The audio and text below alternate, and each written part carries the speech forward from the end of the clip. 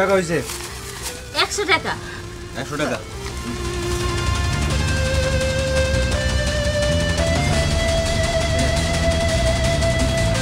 চল। এই ওই সেটি তোরে কি দিল রে? আমি দূরে থেকে দেখছি। ম্যাডাম ওই মেয়ের একটা কাগজ দিছে, দেন তো কাগজ মানে কি লেখা? আমি তো লেখাপড়া জানি না, কি লেখা আছে? হেল্প? তার মানে এই মেয়েটা বিপদে পড়েছে, আমাদের কাছে সাহায্য চাচ্ছে। ম্যাডাম তাহলে তো ওই মেয়েটার আমাকে সাহায্য করা উচিত। হ্যাঁ তুই ঠিকই কইছাস, ওই মেয়েটার আমরা বাঁচামু। চল। হ্যাঁ ম্যাডাম চলেন। চলেন।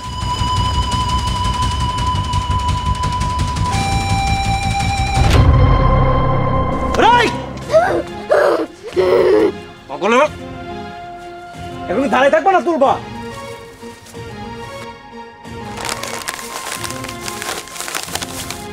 না কই গেল? দাঁড়া, কই যাস?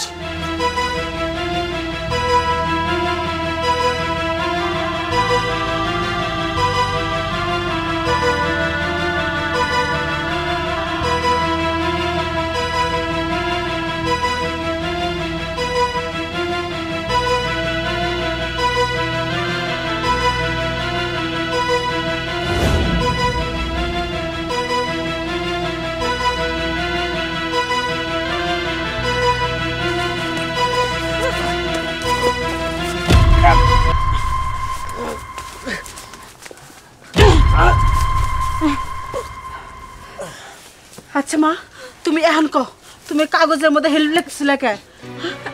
আসলে আন্টি আমি চাকরির জন্য অনলাইনে এই লোকটার সাথে যোগাযোগ করি, কিন্তু আমি জানতাম না যে এই লোকটা জঘন্যতম খারাপ, আর এই লোকটা আমাকে প্রতিনিয়ত অত্যাচার করে আর আমাকে পাচার করার জন্য পাচার গ্রুপের সাথে যোগাযোগ করে। এই কথাটা আমি শুনে ফেলছিলাম, এর জন্য ওই কাগজের মধ্যে হেল্প লিখে ওই আন্টির কাছে দিয়েছি। আপনারা আমার জীবন বাঁচালেন, আপনাদেরকে অনেক অনেক ধন্যবাদ। হ্যাঁ মা, আমি বুঝতে পেরেছিলাম, সেই জন্য তো আমার ছোট মেয়েকে আমি পাগল বানাই তোমার কাছে পাঠাইছিলাম। যাই হোক, এখন তোমার কোনো সমস্যা নাই, তুমি এখন বিপদের থেকে মুক্ত হয়ে গেছো, তুমি এখন তোমার বাড়িতে সুন্দরভাবে ফেরত যেতে পারো। আর ওর ব্যবস্থা অলরেডি আমি পুলিশকে ফোন দিয়েছি, ওর ব্যবস্থা আমি নিজে করতেছি। ঠিক আছে, তুমি যাও। ঠিক আছে আন্টি। নুরুজা, তুই আমার মেয়েকে নিয়ে বাড়ির যা, যে পর্যন্ত পুলিশ না আসবে এই জায়গায় আমি দাঁড়িয়ে থাকবো। যা। ঠিক আছে আপা।